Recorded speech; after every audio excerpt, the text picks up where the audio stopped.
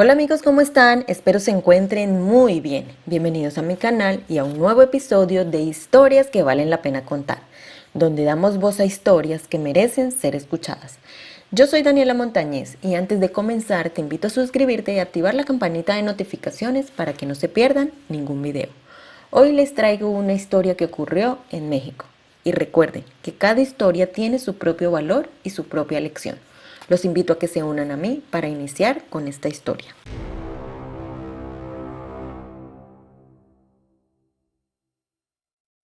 En México, el Consejo Nuevo León y el Observatorio Ciudadano de Seguridad y Justicia informaron que el feminicidio fue el delito de mayor crecimiento durante el segundo semestre del año 2022, en comparación con el mismo periodo del año 2021.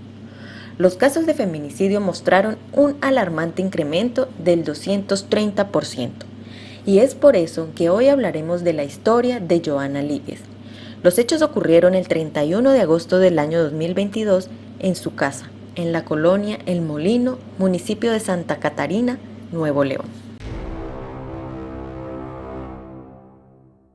Johanna Abigail Líguez Jáuregui nació en 1990 en Nuevo León, México.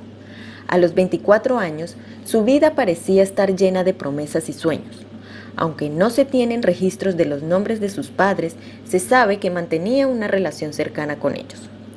Johanna se graduó en el año 2019 en la Escuela Normal Miguel F. Martínez de Monterrey, como maestra de preescolar, una profesión que desempeñaba con dedicación y cariño en el Kinder Saturnino Herrán, ubicado en el municipio de García, Nuevo León. Quienes tuvieron el privilegio de conocerla la describen como una excelente compañera, una amiga leal y una persona con una gran vocación hacia la enseñanza. Era admirada por su compromiso y entusiasmo al trabajar con los más pequeños. En septiembre del 2021, Johanna anunció su compromiso con Jesús Antonio Sauceda de Luna, conocido como Toño. Ambos se conocían desde la infancia, pues eran vecinos, y habían crecido juntos. Jesús, de 22 años, era descrito por quienes lo rodeaban como una persona tranquila, aunque enfrentaba desafíos personales debido a su consumo de sustancias. Había pasado por un proceso de rehabilitación, pero seguía en búsqueda de estabilidad, ya que estaba desempleado. A pesar de las dificultades, Johanna y Jesús contrajeron matrimonio a inicios de abril del 2022.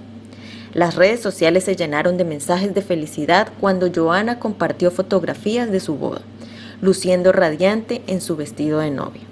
Su perfil reflejaba lo enamorada que estaba de su esposo y su pasión por la vida. Johanna también era una firme defensora de los derechos de las mujeres. El 8 de marzo, Día Internacional de la Mujer, compartió en sus redes una imagen con un tono morado y la leyenda: "Nos queremos libres y sin miedo", un mensaje que resonó profundamente en su entorno. Según las investigaciones, el 31 de agosto pasó un día normal en la vida de Johanna. Fue a sus labores como de costumbre, cuando al finalizar la tarde se fue a su casa. Allí, por supuesto, estaba su esposo, Jesús, en donde inició una discusión que se subió de tono porque Johanna le reclamó el por qué había sacado de su cuenta bancaria una suma bastante notable. La situación se intensificó.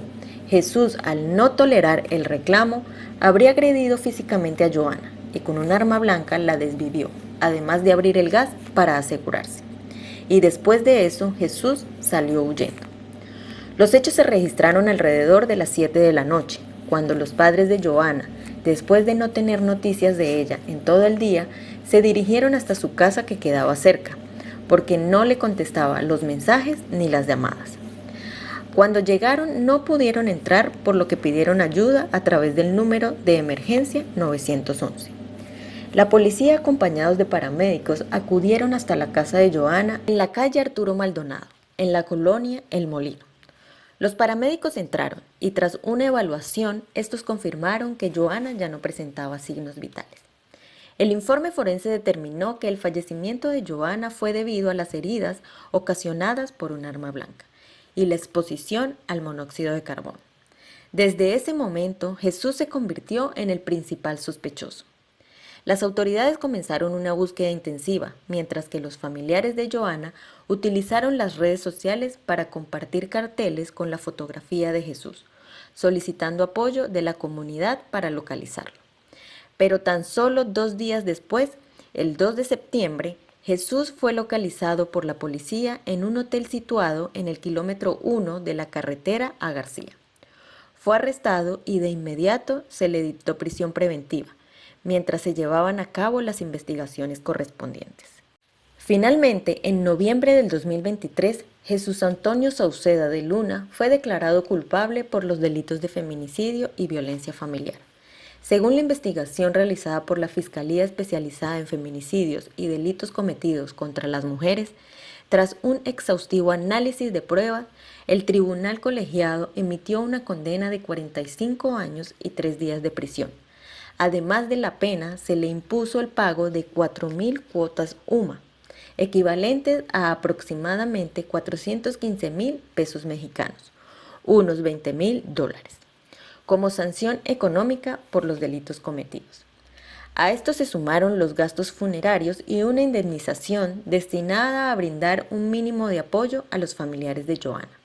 Y como parte de la sentencia, los jueces ordenaron que Jesús Antonio deberá someterse a un tratamiento médico-psicológico integral y continuo durante su tiempo en prisión.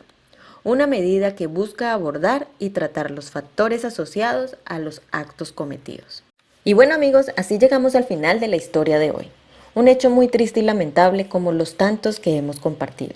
Este caso conmocionó a toda la comunidad, ya que Joana y Jesús apenas llevaban unos meses de casados. Para Joana, quien creía haber encontrado el amor de su vida, todo terminó de forma abrupta e injusta, recordándonos la urgencia de seguir luchando contra la violencia y promover la igualdad en nuestras sociedades. Su historia, llena de sueños y esperanza, debe servir de reflexión para todos en la construcción de un entorno más seguro y respetuoso para las mujeres. Nos vemos en un próximo videito amigos, gracias por llegar hasta el final del video. Si disfrutaron del contenido y les pareció informativo, no olviden darle un me gusta. También me encantaría conocer sus opiniones sobre este caso. No duden en dejar sus comentarios siempre con respeto hacia las víctimas y sus familias, además de que me estarían apoyando. Tenemos que promover a la reflexión y sobre todo conciencia. Y recuerden, si tocan a una, nos tocan a todas. Que Dios los bendiga a todos y hasta la próxima. Adiós.